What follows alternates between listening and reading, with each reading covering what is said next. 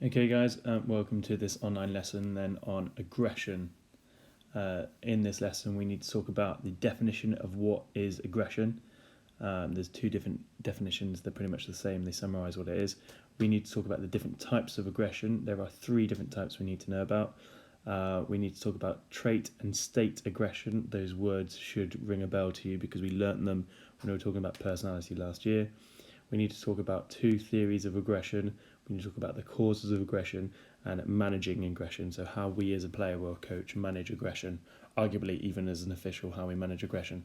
Okay, let's get started then. So aggression. So again, this is quite hard because there are three different types.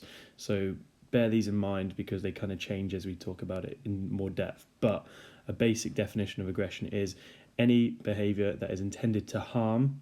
So harm is a key word there, so it's intended to harm another individual by physical or verbal means. So verbal is in there as well. So sledging, like in cricket where you're trying to put off the batsman by saying nasty things, that is arguably a type of aggression, okay?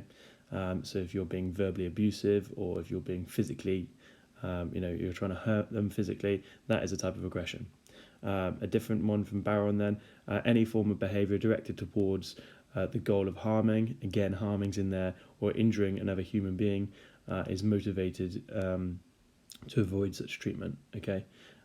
Basically, you won't need to know which one definition is Bull's, which one is Barron's, okay? But it's just useful to know kind of what aggression is from the outset, and so the key things in there from both of them are the intent to harm, okay? So if you're trying to harm someone either verbally or physically, that is a type of aggression. Obviously, welcome to A level, year 13. It's not going to be as easy as that. We need to break it down even further. So there are three types of aggression, and I've done them from red hot aggression to quite mild acts, okay, because they change. So hostile aggression is the aggression you will think of that comes to your head, straight away. So it tends to be known as reaction aggression, okay? And as the name suggests, it's you reacting to something that's happened. So let's have a look at the key points then. So aim, there is aim to harm or inflict injury. So you are going out to hurt. Again, remember, it doesn't have to be physical, it can be verbal.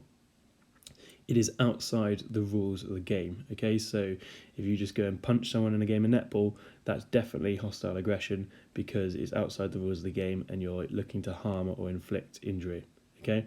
It involves anger, so it often involves anger. That's different from the other two, so we'll talk about that in a minute, okay? And there's no place for it within sport. So why do we call it reaction aggression? Well, it tends to be linked to if there is something that you've seen or something that someone else has done and you are simply reacting to that. So let's say in netball, someone, the opposition has stood on your foot on purpose potentially, or even by accident. That's going to hurt you. You're going to then feel angry and then you're going to lash out at them. Or if you are performing a move in rugby and someone is kind of cheating you out of the game, maybe their hands are in the ruck and you can see that the ref can't, and then you go and stamp on their hands, okay, because you're angry that they're kind of preventing you from getting what you want. Okay, so you are reacting to something. You don't go out to plan, halfway through the game I'm going to punch the opposition. It's something that you react to. You can't really help it. There's anger involved, but you're definitely going out to harm or inflict injury. So that's hostile aggression. Instrumental aggression then is slightly more devious, and it tends to be looking at gamesmanship. So the difference between sportsman and gamesmanship we'll talk later, okay, but gamesmanship is looking to win at all costs. So it's instrumental aggression. So the best way to think about this is it's channeled, so there is purpose to what you are doing. Let's have a look at the different bullet points then. So aim is execution, that's meant to say of a skill, not of a school. Of a skill, there is intention to harm. So you are going out to harm, again, the opposition. So similar to hostile, if it's called aggression, if it's got aggression in the title, it means you've got an attempt to harm, okay? It's within the rules of the game though, so it's legal. Okay, it's legally within the rules of the game. Okay, there's no anger evidence, so again, that's different from the first one. You're not doing it as a reaction. You are planning something, so there is no anger. You are purposely doing it, so you can be calm and collected about it. And there is presence of this in sporting situations. So an example of this might be in rugby. you are going out to hurt the opposition. You're doing it in a legal tackle sense, but you're going out to hurt the opposition, okay? Or it might be in football, you do a slide tackle. Yes, you've won the ball, but you happen to follow through later and take the guy's legs out. But you've won the ball first, so it's perfectly legal tackle, but you wanted to hurt them in doing so. The final one then is assertive behaviour. So there's no aggression in this title. So as you can guess from that, there is no then intent to harm or injure. It's just assertive behaviour. So aim, execution of a skill. It says nothing about harm or injury there because it's not your aim. Okay, it might happen to be the case that you injure them, but that's not your intention. Strictly within the rules and the spirit of the game. Okay. Robust and functional, there is no intent to harm. So again, because it's not got aggression in the title, there is no intent to harm. So anything that has aggression, there is intent to harm or injure, whether it be verbally or physically. If it's not, then it is not aggression. So you've got your three types of aggression then. You hostile aggression, instrumental aggression, and assertive behaviour. Again, let's give examples for those. So hostile aggression. In football, you're running for the ball, an opponent pulls on your shirt to stop you getting to the ball. You feel like you've been cheated, so you lash out and you punch them. Okay, that is therefore you're intending to hurt them because you're going to punch them. Okay, it's outside the laws of the game because last time I checked, you can't punch people in football. Okay, and it's reaction. They've done something, they've pulled on your shirt, the ref didn't see it. You are going to react to it because you feel cheated. Instrumental aggression then, okay? Unfortunately, this has happened to me. I've been part of these conversations, okay? It does happen in sport, okay? You can probably think of an example. But if the opposition, they've got one decent player, let's say it's a fly half in this instant, okay? You're told by your coach and your teammates in the first 10 minutes, you're going to put tackles on that player as hard as physically as possible, not just to stop them running with the ball, but to knock them backwards to try and injure them. Because if you injure them, then you take their best player out of the game, okay? And then your team are more likely to win. That can be done legally. So yes, there's late tackles, which are slightly... It depends on how late you make them. Okay, obviously it's not really within the spirit of the game, but everyone puts in hard tackles in rugby. So you are basically modifying the rules to get an aggressive intent to harm out there, so you can take them out of the game. Okay, so that's instrumental aggression.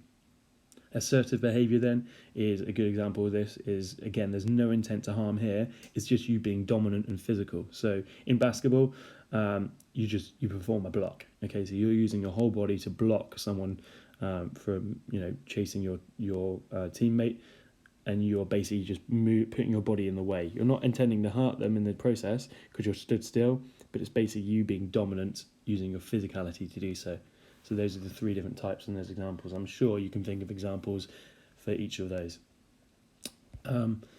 So why are we aggressive then? So let's look at our massive overarching psychological theories. So these should be, as I said, kind of fairly familiar to you. So we've got trait theory and state theory. Okay, so trait theory, what is it? Trait theory, we learnt from personalities. It basically means that you have loads of traits which come together to make up your personality. One of these traits is suggested might be aggression.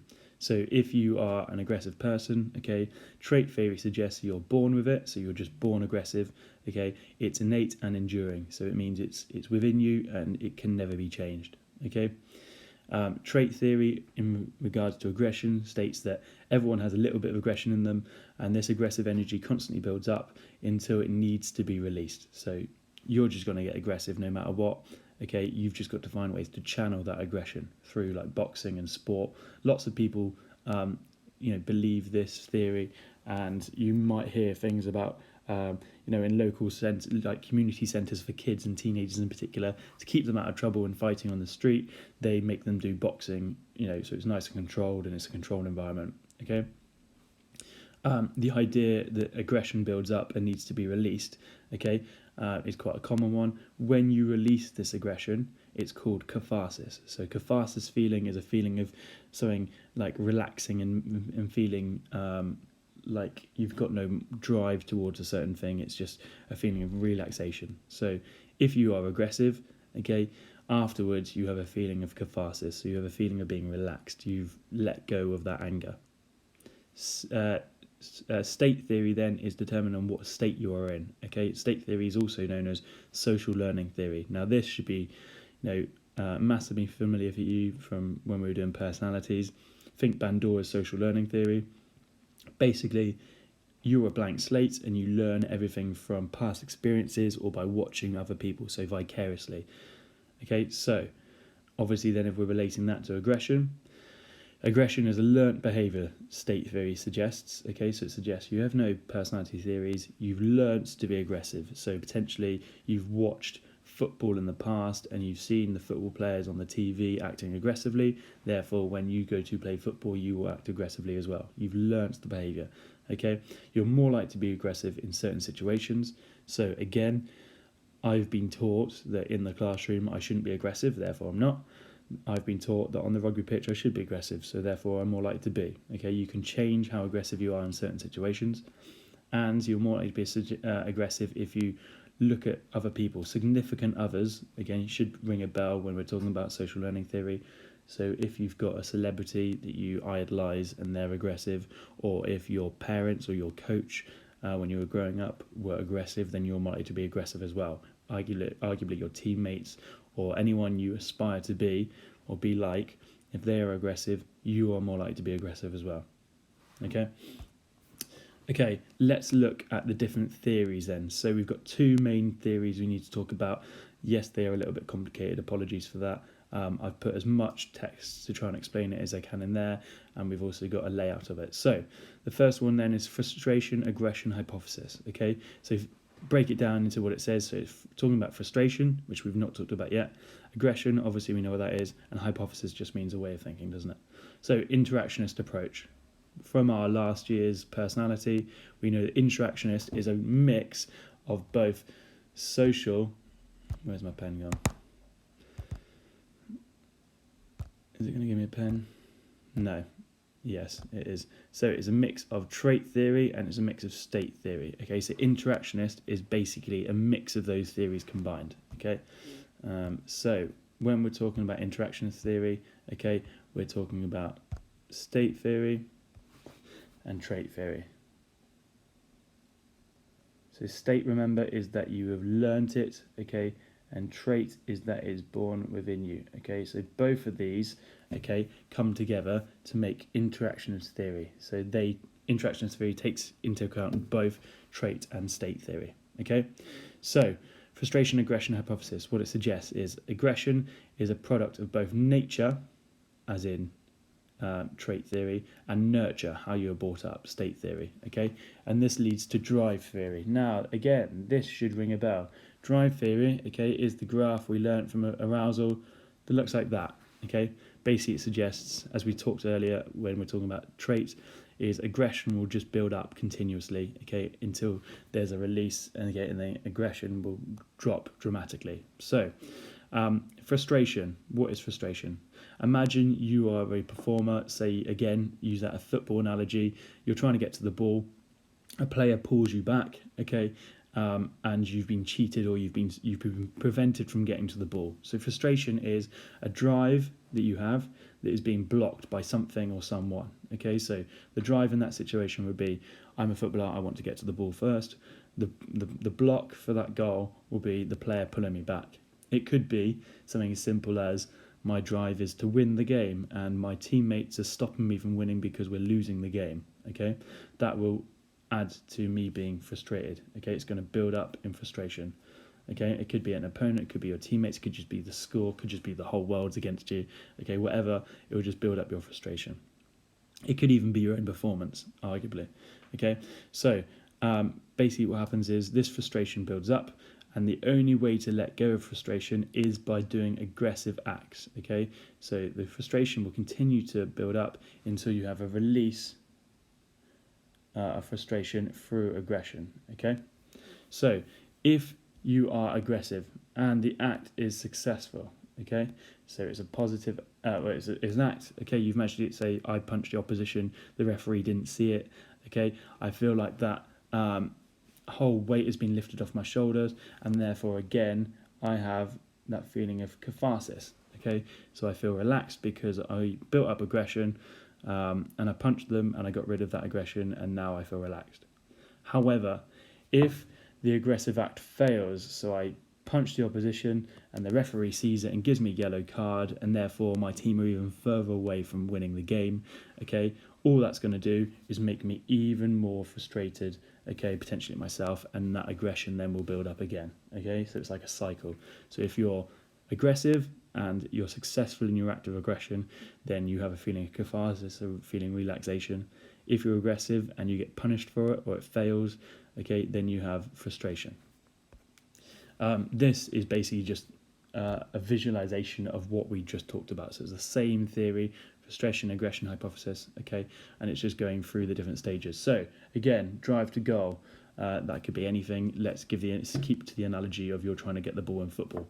Obstacle to the goal, the opposition pulling on your shirt to stop you getting there. Therefore, you're going to get frustrated, okay, that frustration will build up, eventually needing to be released, and you do so by being aggressive.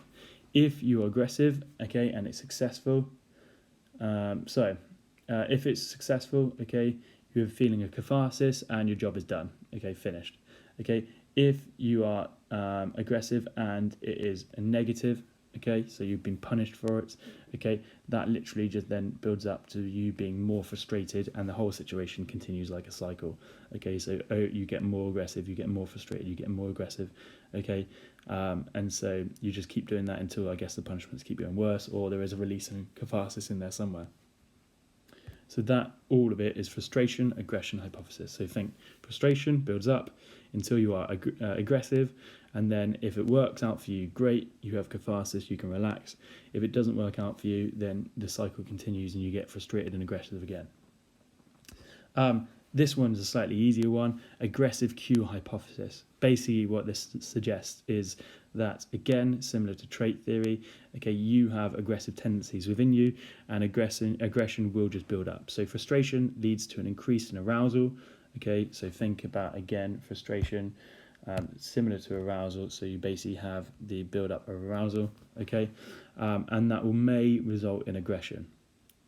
Aggressive cue hypothesis, what a cue is like a trigger, okay? So any violent acts being witnessed, so if you see someone else, so if you're on, if you are if you're a football player, again, and you see your teammates being aggressive, then you are more likely to be aggressive as well.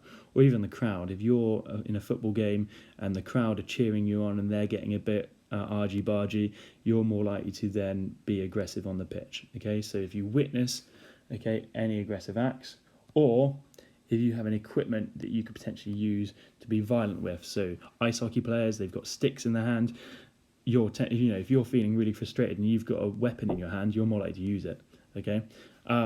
Arguably it could be something to do with dehumanization. We don't really need to go into that too much, but it's just something quite interesting to bear in mind. The less human someone looks, the more likely you are to be violent towards them. So an American football player, they look quite morphed, they've got a helmet on, they've got weird shoulder pads on, therefore you kind of can distance yourself from them being a real human being. You just see them as this big thing to hit, okay, and you're more likely to be aggressive towards them. If you know the person's name and you know what they're like, okay, you put human traits on them, it's quite hard then to be to try and injure them. It's easier to injure someone if you can distance yourself from them personally. So, aggressive cue hypothesis basically suggests that frustration will build up if there is a cue, if there is a trigger. So if there's a presence of a cue, okay, so you are going to be aggressive. So if you see someone else being aggressive, or if you have a stick in your hand, you're more likely to use it. It makes sense. If you have frustration and then again you have an increased arousal, if there is no presence of a cue, so no one else is being aggressive around you, okay, you've not got anything in your hand to hit anyone with, okay, therefore you will have a less likelihood of being aggressive. So that is the aggressive cue hypothesis. So it's a cue, a trigger for you to be aggressive, okay? I will have to do the rest of the video in a second video because Teams will only let me load so much without it going over. So part 2 will come up shortly.